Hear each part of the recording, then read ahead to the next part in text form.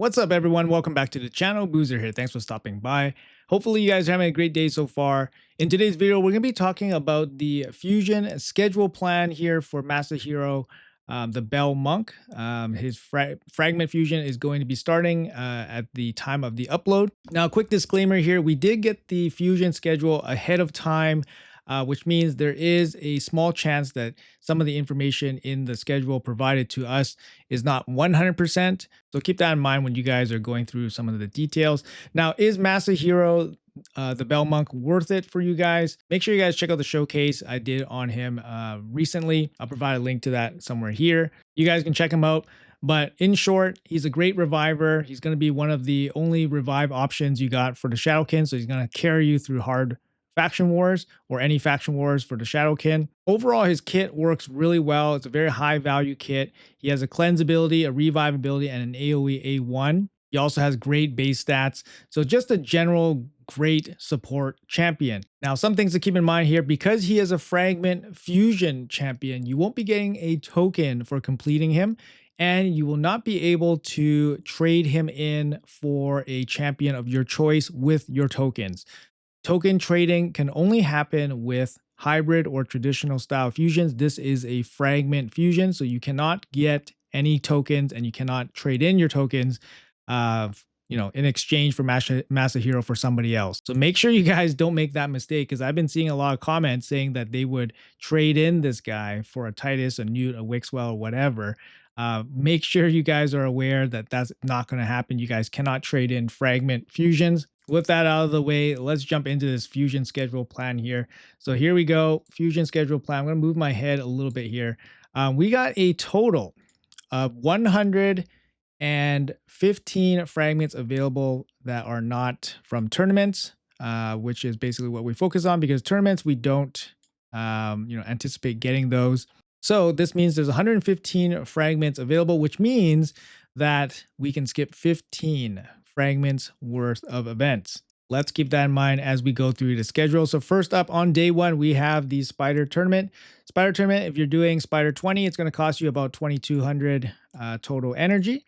Spider 20, actually any Dungeon 20 is generally regarded as the most efficient in terms of energy for tournament points. Now, the nice thing here is that the Gear Hunters will be paired up with the Spider Tournament and the Champion Training on day one. So you can technically triple dip. If you have a solo farming champion that can deal with Spider, you can farm some food at the same time, and you can get points towards the Gear Hunters. Now, Gear Hunters, it's usually about 3,700 points at about 0.7 points per energy. About 5,000 energy to complete this whole thing if you're doing Dungeon 20, which is usually the most efficient. If you're doing Hard 10, it's going to cost you around 5,500. So I usually quote you guys somewhere around 5,500 to finish off this Gear Hunters. So that's going to be over a couple days. You guys can mix in campaign and all that stuff. Just know that campaign is not going to be as efficient as doing Dungeon 20. So you're going to be spending a little bit more energy. But yeah, this is the energy spend here. You'll be, obviously using your inbox energy, any event energy that you saved up from the past, any, inbox potions that you guys have, you probably be spending it here. We do have the classic arena takedown. So those are pretty much freebies. We got 2 freebies there.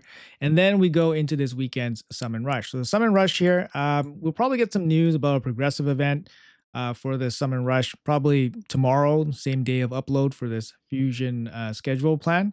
Now, keep an eye here. There is 20 fragments, which means we can't outright skip this. We can only skip 15 fragments if we complete every single other event. But it does mean that we could potentially skip 15 from this Summon Rush, which means the minimum we need from the Summon Rush is only 5. Okay, so how do we decide whether we go for 5 or we go for the full 20? Well, we can't really talk about the Summon Rush without talking about the last week's summon event, and that's going to be this Champion Chase. So we have this Champion Chase on the second week here. We don't have any, epics that we can pull to get some additional points from this Champion Chase. This Champion Chase should also be 2x Voids, because we just had 2x Ancients, and then the rotation before that was 2x Sacreds. So it should be 2x Voids. Now, 2x Voids on a champion chase is pretty nice. You get about, I forgot what the exact calculation is, about 100 points per Void Shard. So depending where the fragments are for this, it could be about 30, could be about 40, around there. There's 15 fragments up for grabs in this champion chase. So the game plan here is that you could theoretically full skip this champion chase if you wanted to, because it's only 15 fragments, which means you will fully complete the upcoming weekend summon rush. Or you only pull 5 fragments worth from this weekend summon rush, and then you commit to the champion chase. It really comes down to what kind of resources you have. If you have a lot of sacreds, but you don't have a lot of void shards, perhaps pulling the sacred shards this weekend makes the most sense, and then skipping the champion chase next weekend makes the most sense. It's whichever is easier for you, whichever costs less. Now, if you have a couple dozen void shards, you can probably easily take care of the champion chase next week, which makes it, more enticing. Therefore, you can only need 5 points from this weekend, but it really depends what you guys have. Personally speaking, I kind of like 2x voids on a champion chase, so I might focus on that. But we'll take a look at what the weekend summon rush, maybe the progressive event is really nice, and then you wouldn't mind pulling some sacreds there. I do have quite a bit of sacreds and not so much void shards that I feel comfortable like spending a lot of them. So maybe I'll just participate in the summon rush. We'll take a look at the progressive before making our decision. We do have a couple gear enhancement events. This is pretty standard. We got 3 here, about 15 to 20 million per gear enhancement event. Make sure you guys have a lot of unleveled gear. Roll them up to 4. That's going to save you the most silver. Going to 12 is fine as well in terms of points per silver. Something interesting here is that this Fire Knight is kind of just hanging out here without a gear hunter. There's only 2 gear hunters, right? There's 1 gear hunter here and there's 1 gear hunter here. So usually there's 3 gear hunters per fusion, but in this fusion, there's only 2. Now, that makes it considerably more easy on the energy spending, but it also opens up the possibility that there is some kind of special event in this gap here, because it's very unlikely that Plarium leaves a almost 1 week, 6-day gap between gear hunters. It's very unlikely. So what is more likely to happen is that Plarium has some kind of special event somewhere in the middle or the beginning parts of this week, so that, I'm not too sure what it could be. Most likely, probably some kind of Deck of Fate with a Gear Hunter component, maybe Soulstone component, but I have really no idea what it could be. We haven't had a guaranteed champion in a hot minute here, so it really could be a guaranteed champion. Pretty hard to save soul stones at this point, since this is only a week away. But just something to keep an eye out for. Perhaps you can save some energy. Perhaps the energy will be able to get you the champion. It's not going to be easy. These Deck of Fates take a ton of energy, a ton of resources. So you might just be out of luck. But I would definitely look out early parts of next week that there's probably going to be some kind of event that's not showing up on this schedule, and it's probably going to be, like I said, probably a Deck of Fate. All right, so after that, we have the Ice Golem tournament. Again, another 2,200 point dungeon tournaments. All these dungeon tournaments, they're about 2,200 points if you're doing stage 20. So the Ice Golem is going to overlap with the champion training. There is some champions that can solo Ice Golem, so you can throw a bunch of food in there. Empress is one of those, so you guys can throw Empress into Ice Golem 20 with 4 food, and then you guys can complete and double dip that pretty easily. You guys could save a little bit of the Ice Golem and then triple dip potentially into the Gear Hunter. So Ice Golem training plus Gear Hunter, you guys can do that as well, but probably not. You probably just use the free energy for the first couple of days of Ice Golem and then finish off the Ice Golem when the Gear Hunter opens, so you get a little bit of credit. And then lastly, we'll be finishing off the entire fusion with the Dragon Tournament during the last Gear Hunters event, so you get some extra credit there for your energy spent on your dungeons.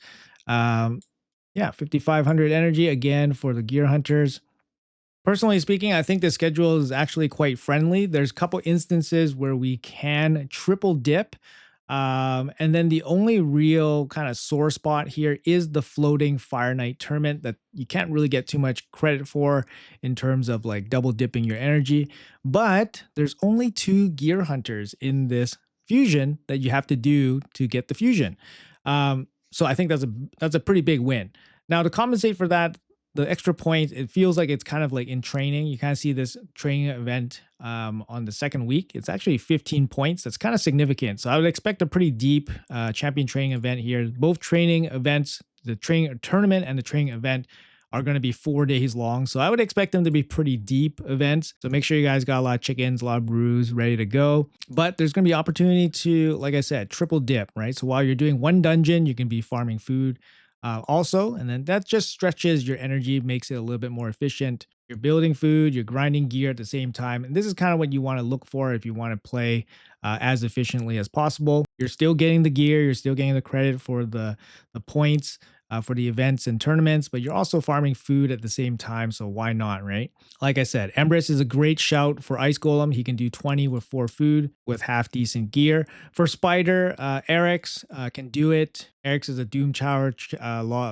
Fragment champ, I believe. There's some other champions that can do Spider like solo. I know Maris can do it, but it does require a certain gear set.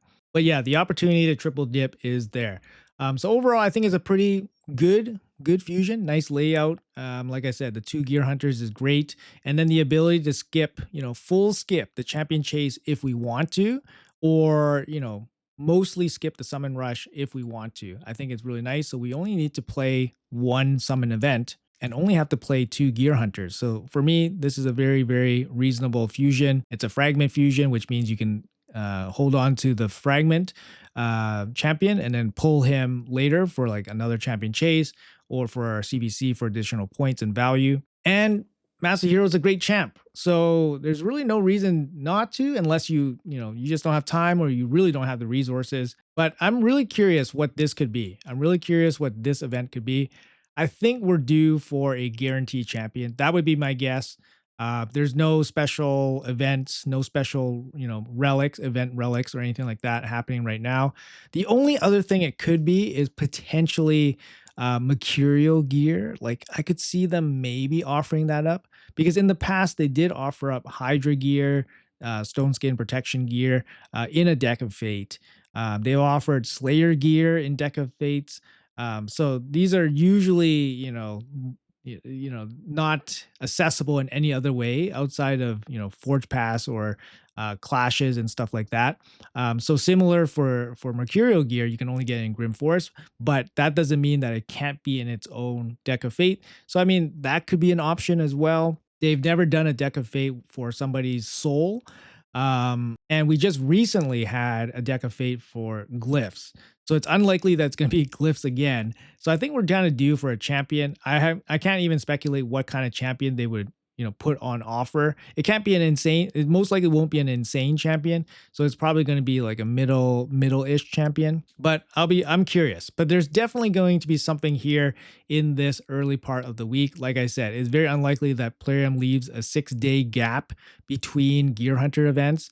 So I would definitely look out for an event early on next week. Anyways, guys, that's going to be it for this fusion plan video. Hopefully it was informative. Hopefully it's going to help you guys out.